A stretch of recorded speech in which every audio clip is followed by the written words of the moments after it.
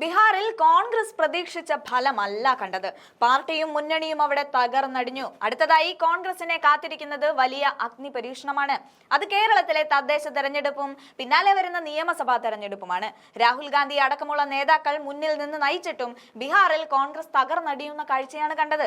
മനസ്സ് മടുത്ത് കേരളത്തിലേക്കുള്ള യാത്ര രാഹുൽ വെട്ടിക്കുറച്ചാൽ അത് കോൺഗ്രസിന് വലിയ ആഘാതമാകുമെന്ന് ഉറപ്പാണ്. പ്രത്യേകിച്ച് ഇടതുപക്ഷത്തെ പ്രതിരോധിക്കാൻ കോൺഗ്രസ് നന്നേ പാടുപെടുമ്പോഴാണ് ബീഹാറിൽ തോൽവിയും സംഭവിച്ചിരിക്കുന്നത്. അതേസമയം തദ്ദേശ തെരഞ്ഞെടുപ്പിൽ വലിയ പ്രതീക്ഷയില്ലായിരുന്ന ബി.ജെ.പിക്ക് ഈ ഫലം പുത്തൻ ഊർജവും നൽകുന്നുണ്ട്. വലിയ അവകാശവാദങ്ങൾ ഒന്നും കേരളത്തിന് പുറത്ത് കാര്യമായി ഉന്നയിക്കാനില്ലാത്തത് കൊണ്ട് ഈ പരാജയത്തെ കോൺഗ്രസിനെതിരെ തിരിച്ച് കേരളത്തിൽ പരമാവധി മുതലെടുപ്പിനുള്ള ശ്രമമായിരിക്കും ഇടതുമുന്നണി നടത്തുക എന്ന് കാണാം. ഇതുവരെയുള്ള എല്ലാ വിഷയങ്ങൾക്കും അപ്പുറം ബീഹാറിലെ തെരഞ്ഞെടുപ്പ് ഫലം കേരളത്തിലെ തെരഞ്ഞെടുപ്പിലും നിർണായകമാകുമെന്ന വിലയിരുത്തലാണ് പൊതുവിൽ മുന്നണികളിൽ ഉള്ളത്. അതുകൊണ്ട് തന്നെ ഇതുണ്ടാകാവുന്ന കേടുപാടുകൾ മറികടക്കാനുള്ള ശ്രമങ്ങളും പല കോണുകളിൽ നിന്നും ആരംഭിച്ചിട്ടുമുണ്ട്. ആരും പ്രതീക്ഷിക്കാത്ത ഫലമാണ് ബീഹാറിൽ നിന്നുണ്ടായത്. ബി.ജെ.പി നയിക്കുന്ന കേന്ദ്ര സർക്കാർ നടപ്പിലാക്കിയ തീവ്ര വോട്ടർ പട്ടിക പരിഷ്കരണമാണ് ഇതിന് കാരണമെന്ന് പരക്കെ പ്രചാരണമുണ്ടെങ്കിലും കാര്യങ്ങൾ അതിനപ്പുറമാണെന്നാണ് വിലയിരുത്തൽ വരുന്നത്. ഈ തെരഞ്ഞെടുപ്പിൽ എൻ.ഡി.എ സഖ്യം നേടിയ വിജയത്തോടെ അവരുടെ രാഷ്ട്രീയ അടിത്തറ കുറെ കൂടി ശക്തമായി എന്നത് തർക്കമില്ലാത്ത കാര്യമാണ്.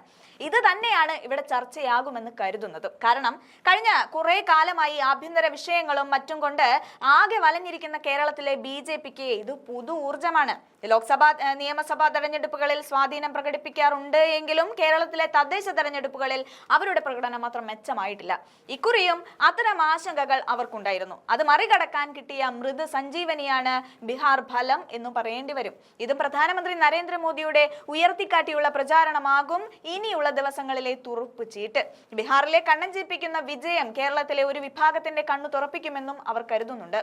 തദ്ദേശ തെരഞ്ഞെടുപ്പിൽ മാത്രമല്ല പിന്നാലെ വരുന്ന നിയമസഭാ തെരഞ്ഞെടുപ്പിലും ഇതിന്റെ അലയൊലികൾ പ്രകടമാകും. അതുകൊണ്ട് തന്നെ ഇതുവരെ ഉണ്ടായിരുന്ന ചാഞ്ചല്യം മാറ്റിവെച്ച് ആത്മവിശ്വാസത്തോടെ പ്രചാരണ രംഗത്തിറങ്ങാൻ ബി.ജെ.പി നേതാക്കൾ അണികൾക്ക് നിർദ്ദേശം നൽകി കഴിഞ്ഞു. അതേസമയം ഈ തെരഞ്ഞെടുപ്പ് ഫലം തിരിച്ചടിയാകുമോ എന്ന ആശങ്ക യു.ഡി.എഫിനുള്ളിലുണ്ട്. കാര്യങ്ങൾ മെച്ചപ്പെടുമെന്ന കണക്കുകൂട്ടലിൽ ഓരോ തെരഞ്ഞെടുപ്പിനെയും സമീപിക്കുമ്പോൾ അവിടങ്ങളിലൊക്കെ കനത്ത പരാജയമാണ് ഉണ്ടാകുന്നത് എന്നത് യു.ഡി.എഫിനെ വല്ലാതെ വലയ്ക്കുന്നുമുണ്ട്. മാത്രമല്ല ബീഹാറിലെ കോൺഗ്രസിന്റെ പ്രകടനം തീർത്തും ദയനീയവുമായിരുന്നു. അതുകൊണ്ട് തന്നെ ഇത് കേരളത്തിൽ ഇപ്പോൾ നടക്കുന്ന തദ്ദേശ തെരഞ്ഞെടുപ്പിൽ ഇത് സജീവ ചർച്ചയാകുമെന്ന് ഉറപ്പാണ്. ഇടതുമുന്നണിയുടെയും ബി.ജെ.പിയുടെയും ഭാഗത്തു നിന്ന് ഇക്കാര്യം ചൂണ്ടിക്കാട്ടിക്കൊണ്ട് കോൺഗ്രസിനെതിരെ ശക്തമായ പ്രചാരണം ഉണ്ടാകുമെന്നാണ് വിലയിരുത്തുന്നത്. നിയമസഭയിലും തദ്ദേശ സ്ഥാപനങ്ങളിലേക്കും നടക്കുന്ന തെരഞ്ഞെടുപ്പുകളിൽ ഇടതുമുന്നണിക്ക് മേൽക്കൈ നൽകുമ്പോഴും പാർലമെന്റിലേക്ക് യു.ഡി.എഫിനെ കണ്ണുമടച്ച് പിന്തുണയ്ക്കുന്ന പ്രതിഭാസമാണ് ചുരുക്കം അവസരങ്ങളിൽ ഒഴികെ കേരളത്തിൽ ഉണ്ടായിട്ടുള്ളത്. രാജ്യത്ത് ഒരു ബദൽ കൊണ്ടുവരാൻ കോൺഗ്രസിന് കഴിയുമെന്ന പ്രതീക്ഷയാണ് കേരളത്തിലെ വോട്ടർമാർ, പ്രത്യേകിച്ച് മുസ്ലിം ന്യൂനപക്ഷങ്ങൾ പുലർത്തി വരുന്നത്. അതിനുള്ള തിരിച്ചടിയായി ബീഹാർ പരാജയം മാറി എന്ന വിലയിരുത്തൽ സംസ്ഥാന കോൺഗ്രസിനുള്ളിൽ ഉയർന്നു കഴിഞ്ഞു. കോൺഗ്രസിന് രാജ്യത്ത് ഭാവിയില്ലെന്ന തരത്തിലുള്ള പ്രചാരണം കേരളത്തിലും ശക്തമാകുമ്പോൾ എങ്ങനെ പ്രതിരോധിക്കുമെന്ന ചിന്തയും കോൺഗ്രസിനെ വലയ്ക്കുന്നുണ്ട്.